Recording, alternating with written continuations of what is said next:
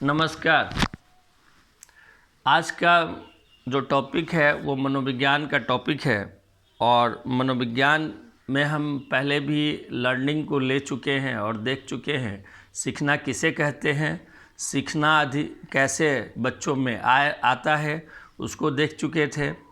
और सीखने में जो हम एक देखे थे कि बच्चा अनुकरण के माध्यम से जो सीखता है ना, उसे मैं आपको बता चुका हूँ। आज इस वीडियो में मैं आपको E.L.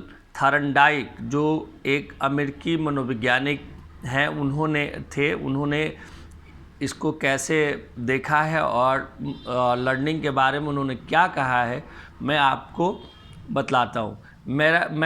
मैं जो भी मनोविज्ञान में बतलाया हूँ या मैं टॉपिक देता हूँ उसमें मैं थ्योरी को ज़रूर रखता हूँ, क्योंकि थ्योरी मेरा नहीं होता है, मेरा एक एक्सपीरियंस होता है। जो 22 साल टीचिंग का एक्सपीरियंस है, मेरा वो एक्सपीरियंस है।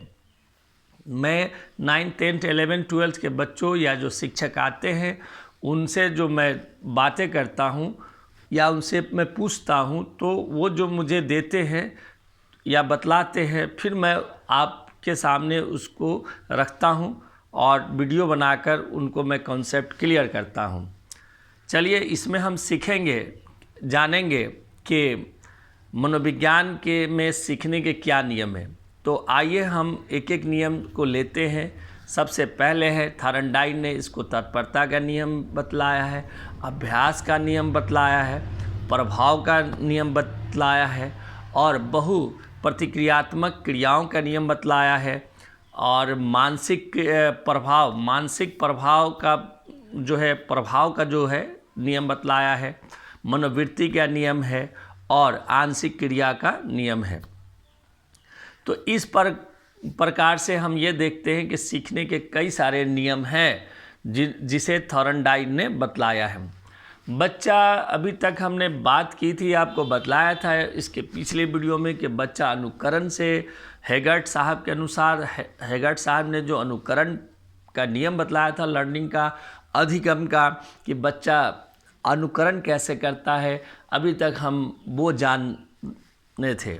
आज हम इस वीडियो में यह जानेंगे कि जो बच्चा है वो बच्चा कैसे अधिगम करता है। जैसे सबसे पहले मान लिया जाए आपका तत्परता का नियम है, तो तत्परता जैसे सबसे ही लग रहा है कि किसी चीज़ के लिए तत्पर रहना। तो आप देखेंगे कि अगर बच्चा को हम किसी चीज़ के लिए तैयार कर देते हैं, तत्पर कर देते हैं, उसको अंदर से जगा देते हैं और उसको मोटिवेट कर देते हैं, उसको जागृत कर देते हैं, तो उसको उस लायक बना देते हैं कि किसी विषय को सीखने के लिए वो तत्पर हो जाता है, तो वहाँ पर बच्चा जल्दी से किसी चीज़ को सीख लेता है। तो तत्परता के नियम के अनुसार हम बच्चों को सीखने के लिए प्रिपेयर्ड करेंगे, तैयार करके हम उसको बनाएंगे, तैयार करके हम उसको सिखाएंगे, करेंगे। पहले उसको तैयार बनाएंगे, उसके बाद दूसरा जो है अभ्यास का। अब आप अभ्यास को देखिए, एक बात कही जाती है कि करत करत अभ्यास जरमती होत सुजान, रस्सी आवे जात से सील पे पड़े निशान। अब इसको कोट करिए, बच्चे के साथ भी वही चीज़ है। आप बच्चे को कितना प्रयास करा रहे हैं,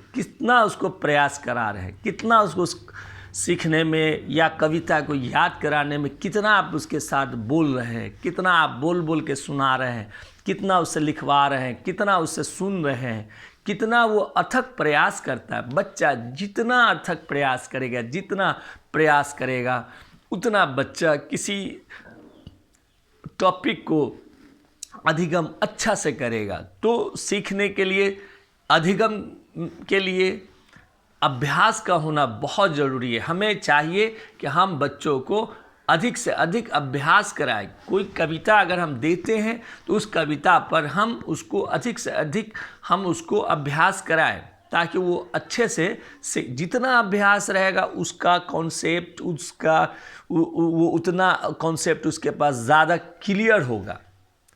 और तीसरा इसमें जो आता है वो है प्रभाव। जहाँ प्रभाव, देखिए प्रभाव का मतलब ये होता है कि जहाँ पर उसको ये लगे कि इस चीज़ को सीखने से हम में क्या अच्छा प्रभाव पड़ेगा, क्या हम में अच्छा प्रभाव पड़ेगा, उस चीज़ को वो सीखने की ज़्यादा कोशिश करेगा, है ना। और जिस चीज़ को लगता है कि इसको सीखने में उसको अच्छा प्रभाव नहीं पड़ता है ना, तो वो उस चीज़ को सीखना भी नहीं चाहता है। तो इसके नियम से, इस नियम के तहत बच्चों में जो प्रभाव पड़ते हैं, है ना, वो प्रभाव पड़ना उसके सीखने अधिगम में आता है, कितना उसके लिए रोचक है, उसके लिए दुख वाला है या पुरस्कार वाला है। देखिए, अगर आप बच्चा को सिखाना है तो हमें उसको प्रलोभित करना होगा, दंडित नहीं करना होगा, है ना। कान पकड़ के उठा बैठी करवाना नहीं होगा, बेंच पे खड़ा नहीं करवाना होगा, क्लास से बाहर नहीं करना है। अक्सर हम लोग क्या करते हैं, देखते हैं कि बच्चों को क्लास से बाहर निकाल दिया, खड़ा कर दिया। देखिए, इससे वो नहीं सीखेगा, उससे एक पॉजिटिव उसमें जो प्रभाव आनी चाहिए वो जब तक नहीं आएगा तब तक वो किसी विषय को अधिगम नहीं करेगा। तो अधिगम में प्रभाव का बहुत बड़ा महत्वपूर्ण उसका एक महत्वपूर्ण क्रिया है अधिगम में प्रभाव का। अब हमारा जो है अब उसका बहु प्रतीकात्मक प्रभाव। देखिए, बहु प्रतीकात्मक प्रभाव का में क्या होता है कि हमारे सामने जब किसी तरह का समस्या उत्पन्न होता है, अगर कोई समस्या उत्पन्न हुई तो हम तरह तरह की सोच, विचार, क्रिया, प्रतिक्रिया करने लगते हैं और इसे तब तक करते हैं जब तक कि उसका समाधान नहीं हो जाए, जब तक कि हम उसको सीख नहीं लें, तब तक हम उसको जानने के लिए, उस समस्या को हल करने के लिए हम करते रहे। इसीलिए इसमें थॉर्नडाइक ने प्रयत्न और भूल सिद्धांत का प्रयोग किया था। उन्होंने लाया था प्रयत्न और भूल सिद्धांत के माध्यम से जो है बच्चे को हम कैसे सिखा लेंगे, कैसे सीखेंगे बच्चे, प्रयत्न और भूल से। और उसके बाद में है मनोवृत्ति का नियम। देखिए, मानसिक तौर पे जब बच्चा तैयार हो जाता है ना, मानसिक तौर से बच्चा जो तैयार हो जाता है उसमें जो होता है, बच्चा जो है किसी विषय को अधिगम बहुत जल्दी कर लेता है ना। अब मान लीजिए कि अगर कोई बच्चे को मानसिक रूप पर ये तैयार कर दिया गया कि देखो बेटा, है ना, आप कुछ सीख लेना। अब देखिए, यहाँ पे एक चीज़ और समझना पड़ेगा आपको। बच्चा जब स्कूल पहुँचता है, क्लास में पहुँचता है, तो वहाँ पर उसमें दो तरह की क्रिया हो सकती है। नंबर एक कि वो फिजिकली प्रेजेंट है और नंबर दो वो माइंडली प्रेजेंट है। ये दोनों को देखना होगा। कभी कभी ऐसा होता है कि बच्चा फिजिकली प्रेजेंट हो जाएगा लेकिन माइंडली प्रेजेंट नहीं है। वो घर पे सोच रहा है कि मम्मी क्या कर रही है, भैया क्या कर रहा है, कौन आया कौन गया, बाबा जी क्या कर रहे हैं, दादी क्या कर रही है। तो जब क्लास में बच्चा अपीयर होता है, प्रेजेंट होता है, तो उस समय हमें चाहिए कि एक बच्चे के अंदर जो छुपी हुई शक्ति है, एनर्जी है, उसको उभार दें। आप कैसे हम करेंगे? तो हम उस बच्चे को अपने से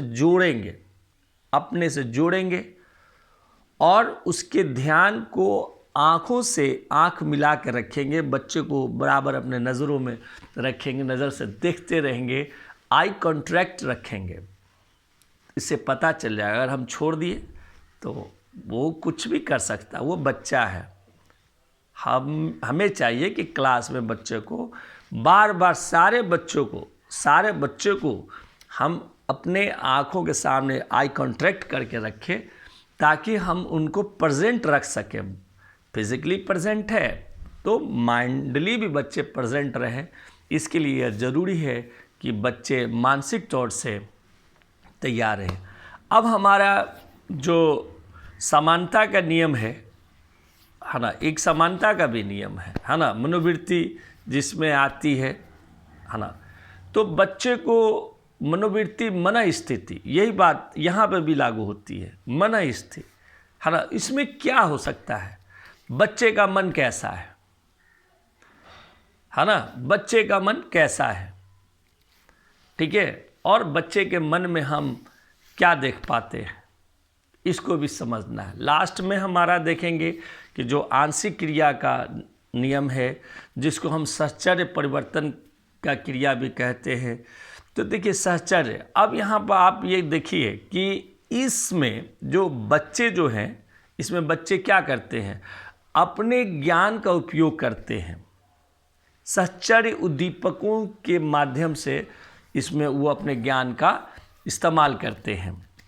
जैसे आप एक चीज़ देखिए, एक उद्दीपक को लीजिए कि आप एक प्रयोग शायद देखे भी होंगे और किए भी होंगे कि कुत्ते को जब भोजन दिया जाता है तो भोजन देने के क्रम में कुत्ता अपने मुंह से लार टपकाता है। तो जिस बर्तन में उसको भोजन दिया जाता है तो वो कुछ दिन करने के बाद पता चलता है कि कुत्ता जो है उस बर्तन को देखकर ही लार टपकाना शुरू कर देता है।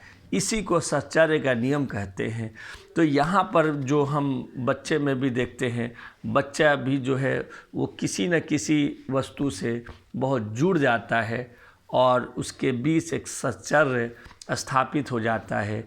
इस प्रकार से इस वीडियो में मैंने थार्नडाइक का अधिगम का नियम बतलाया और ये बतलाने की कोशिश की कि बच्चे किस प्रकार से सीखेंगे। आज के वीडियो में बस इतना ही। आप इस वीडियो को लाइक करें और मेरे YouTube चैनल को सरोज खान 9775 को ज़रूर सब्सक्राइब करें, ताकि हमें लगे कि आप हमारे वीडियो को पसंद करते हैं और मुझे और भी वीडियो बनाने के लिए मेरी हौसला अफजाई हो। धन्यवाद।